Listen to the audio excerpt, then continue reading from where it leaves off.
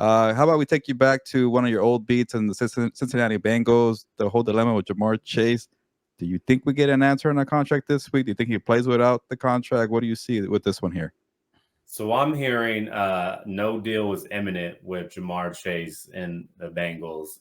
And that's kind of unfortunate because Jamar Chase is deserving of a long-term extension. Both sides are talking, so that is positive news. But there's no, finalized answer when a contract is going to get done. And really, the Bengals have the leverage because, Jamar Chase has 2 years left on his deal. And when you look at receivers across the league, they usually try to hold out or negotiate contracts when there's 1 year remaining on their deal. Now, the leverage that Chase does have is the Bengals have already showed their hand. They're not going to pay T. Higgins. They already placed him under the franchise tag. They pretty much let it be known that they're not going to sign him long term, and he's just going to be in Cincinnati 1 more year. So Jamar Chase knows that the money that the Bengals have left is going to go towards him.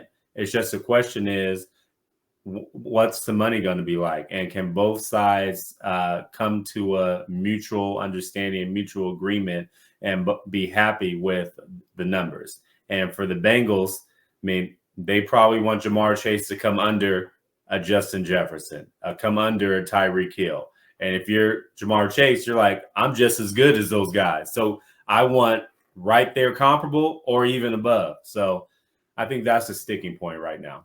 Could he sit out games? Oh, yeah, good question.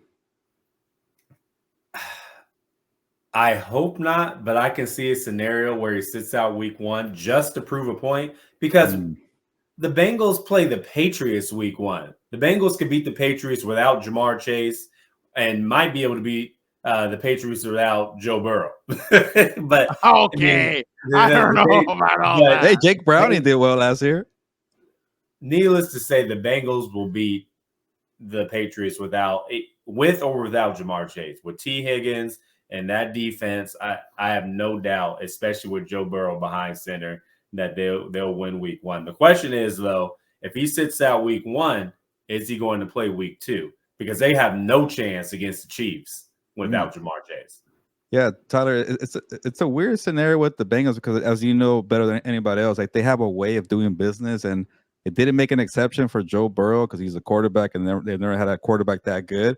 But then they're going back to their old ways when they see a lot of these teams trying to make contracts earlier than expected. We saw Devontae Smith, Jalen Waddle, because you know that the wide receiver market is going up. Like, just give them what Jefferson got, or what he's. I think there was like a report saying maybe getting a penny more. Because if you wait another year, it's going to go up. Like it's going to be kind of like with a quarterback there, where we're like, okay, this guy's due next in line. So you think they might change that way of thinking and get it done, or they're just going to just stick to their guns? And you know what?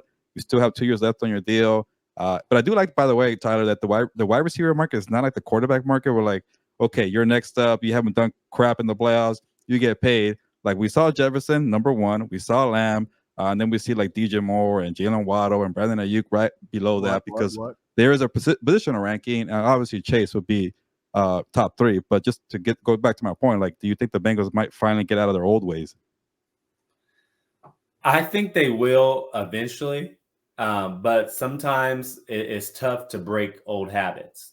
And when I look at the Jamar Chase situation, it's a little bit different because he's actually holding in. He's at practice. He's at the meetings. There have been reports out of Cincinnati that he's actually working out on the side with Joe Burrow and, doing some, routes, but not an official practice. So I think the Bengals see that. And at the end of the day, they understand that Jamar Chase is a franchise type wide receiver and is one of the pillars of their franchise. And he's instrumental to Joe Burrow and the team's success overall. So I do think they're going to get a deal done because they recognize, he's for sure a top 5 receiver and arguably a top 3 receiver in the NFL. And the crazy part is that they have T. Higgins now. They have Trey Hendrickson, who's also kind of disgruntled. You have Jamar Chase. So they're kind of boiling over a little bit with all the guys that they have there. Obviously, with contract disputes and everything. But